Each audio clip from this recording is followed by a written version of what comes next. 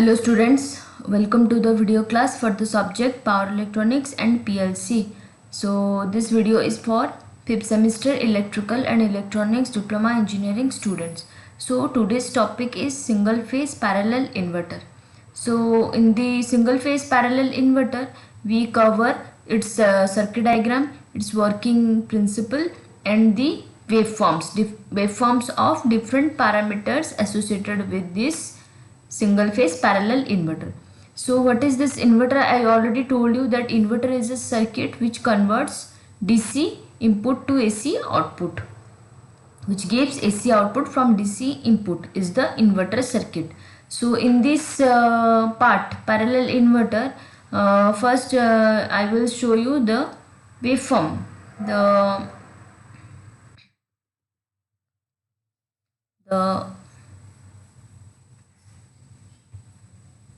circuit diagram. First I will show you the circuit diagram part. In the circuit diagram you have, this is a supply BS DC supply. So the input current is IS, source current. Now here one inductor is connected. This inductor gives a constant output, constant current. That means this gives a constant current input to the rest of the circuit. Two thyristors T1 and T2 are connected here. There is one commutating capacitor C. Then one output transformer, this is a output transformer is connected here. In this output transformer the primary winding is tapped, center tapped, and center tapped in the way that the turns ratio of each half of primary winding to the secondary winding is unity, and this is V0, I0 is the output voltage and output current, and here N1 is the number of turn in the each half of the primary winding, and N2 is the number of turn in the secondary winding. Here the load is resistive load. See, this is a this capacitor is the commutating capacitor. Here this capacitor is connected in parallel with this output transformer. That means this commutating capacitor connected permanently parallel with the output side. So this commutating capacitor is connected in parallel with the circuit. That's why it is known as your parallel inverter. And here see, this is the direction of current through thyristor T1 IT1, this is IT2, and here see VC voltage across capacitor and current IC, current flowing through this capacitor. The given direction is our assumed positive direction for VC and IC. Okay, so see, the output voltage V0, output current I0, and the transformer turns ratio from each primary half to secondary winding is assumed to be unity. The function of L is to make the source current constant at I0, and positive direction of voltage and current are considered. Okay, so the working principle of this parallel inverter have three mode of operation. So we will begin with the mode 1. So in mode 1, thyristor T1 is conducting and current flows in the upper half of the primary winding. Okay, so initially thyristor T1 is triggered and then it is in conducting mode. So T1 is in conducting mode, that's why current flowing in the upper half of the primary winding. This current establishes a flux that links both the half of primary winding. Okay, so see the current flowing in this path. This is the path.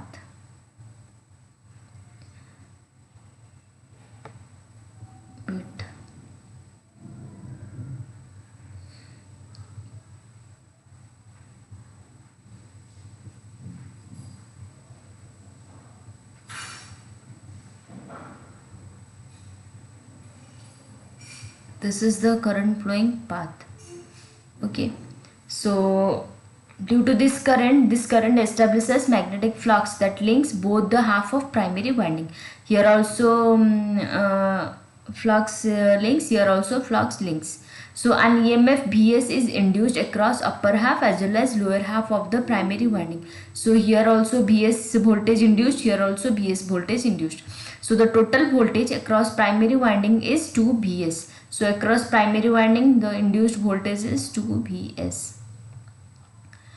This voltage charges the commutating capacitor C to a voltage of 2 Vs with upper plate positive. So this voltage across the primary winding, this voltage 2 Vs charges the capacitor up to the voltage 2 Vs with upper plate positive. See, with upper plate positive and lower plate negative.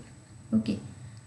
So here voltage across capacitor Vc is equal to 2 Vs, and here V0 is equal to Vs. How? See, current flowing in this upper half of the winding. That's why flux link with the lower half of the primary winding and also links with the secondary winding. So here induced EMF is Vs, that means here also induced EMF is Vs. So at output side voltage is Vs. So a steady state current I0 flows through the path Vs, L, T1 and upper half of primary winding. The thyristor T2 is forward biased through T1 by capacitor voltage 2 Vs. See, when the capacitor charges to the upper plate positive and lower plate negative, this forward biases thyristor T2 and reverse biases thyristor T1. Okay. Now the mode 2 begin. So mode 2 means at the time t equal to 0, the mode 1 is the at the time t is equal to 0 minus. Now in mode 2 we are at time t equal to 0. So at the time t equal to 0, thyristor T2 is turned on by applying a triggering pulse to its gate. Okay, so at time t equal to 0, capacitor voltage 2 Vs appears as reverse bias across T1. It is therefore turned off. I already told you. So current begins to flow through the T2 lower half of primary winding Vs and L. So this is the path now. Current flowing in this path. See.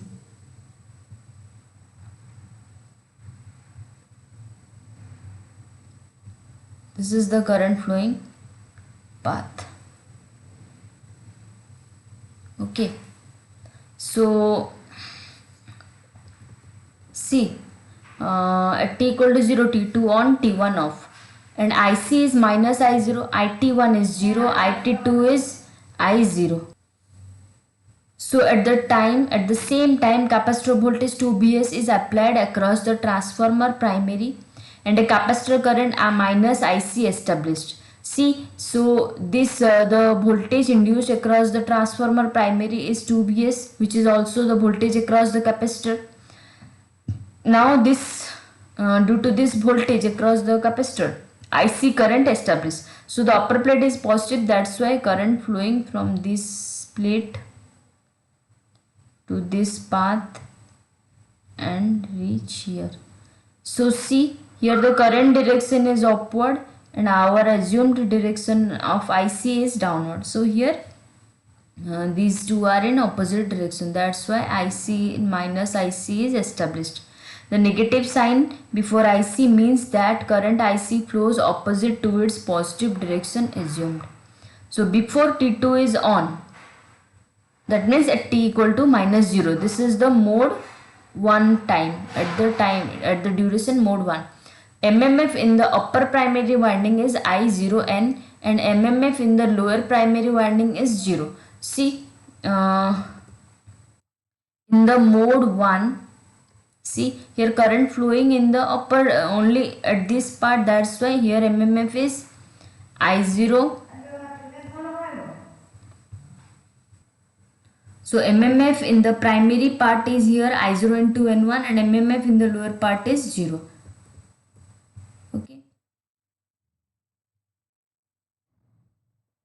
See, so soon after T2 is on, that means at t equal to 0 plus, MMF linking both upper and lower halves cannot change suddenly. So at mode 2, the MMF linking both the upper and lower half cannot change suddenly. That's why at t equal to 0 plus, minus IC is equal to I0, such that MMF in the lower half remains 0 and MMF in the upper half is equal to at t equal to 0 minus. So see, here current is flowing, IC flowing in the downward direction here, and here current is flowing in upward direction. That's why in this part also the net MMF is 0, and in this part the net MMF is I0 into N1. Okay, so after t equal to 0 plus, capacitor C discharges and current IC is such that it supplies the load current I0 and balances primary and secondary ampere turns of transformer. Capacitor current flowing till capacitor has charged from 2Vs to minus 2Vs at time t equal to 1. Okay, and the load voltage changes from Vs at t equal to 0 to minus Vs at t equal to T1. See, the capacitor current discharges up to the upper plate negative and lower plate positive. So now Vc is the minus 2 Vs, and now the output voltage is also minus Vs, and now the current flowing in the lower half part only, and now the MMF in the upper part is 0 and the lower part is I0 into N1. Okay, so now at mode 3, when the capacitor has charged 2 minus 2 Vs with upper plate negative and lower plate positive, SCR T1 may be turned on at any time. See, this positive and this negative reverse biases thyristor T2, so thyristor T2 turned off, and T1 forward bias, that means at any moment thyristor T1 can be turned on. So see, T1 is triggered at t equal to t by 2 and capacitor voltage 2Bs applies a reverse bias across T2. It is therefore turned off. After T2 is off, capacitor starts discharging. So capacitor discharges in this path. See, this is the path, the discharging current of capacitor. Okay, and once T1 is on, current flowing in this blue line path. I have shown here. This is the current flowing path. So current IC is now positive. MMF in the lower and upper halves remain unchanged from their values just before T2. When IC decays to 0, Vc is equal to plus 2 Vs, V0 is equal to Vs, IT1 is equal to I0 is equal to Vs by R. As the turns ratio from the whole primary to secondary winding is 2, the load voltage has half the amplitude of capacitor voltage. Okay, so in the primary side the voltage is 2 Vs, in the secondary side the output is the secondary side voltage Vs. Here the turns ratio is 2 to 1, so that's why load voltage has half the amplitude of the capacitor voltage, and however the load voltage has the same waveform as capacitor voltage. So these are the waveforms. See, this is the gate current. So at t equal to 0 minus Ig1 is given. Ig1 given means IT1 is the I0 current. Through the IT1 means I0, and at the same time IT2 is 0. See, at that time Vc charges from minus 2 Vs to plus 2 Vs level. At this time IC charges like this from 0, then peak level, this is this magnitude as I told you, I0, this magnitude is I0, then decays to 0 again. Then at that, after this 2 Bs maintained through at Vc, 2 Bs maintained as Vc value, then IC is 0.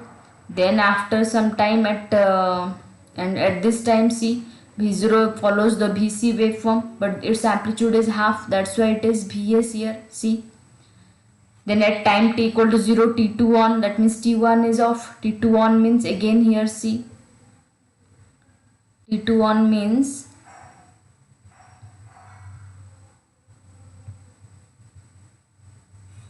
see, T2 on, that means now see, current T2 on means Ig2 given here see, and now IT1 is 0 and IT2 is the I0 level. Then here also capacitor discharges 2 Vs to minus 2 Vs, and during this discharging IC current flows with the negative I0 value. This is, and at that time once thyristor T1 is off, that means voltage across thyristor is exist. This is the voltage across thyristor T1 waveform, which is same as the capacitor waveform, because capacitor voltage reverse biases thyristor T1, and at that time the output voltage waveform is like this. So then at t equal to t by 2, again t1 is on, so again this part is started repeating in the mode 3. See here the output is like this, the whole output is like a alternating waveform. So in this way we got the AC output from the DC input in the single phase parallel inverter. Okay, now you clearly understood the single phase parallel inverter. Okay, this is the waveform, clearly see and clearly follow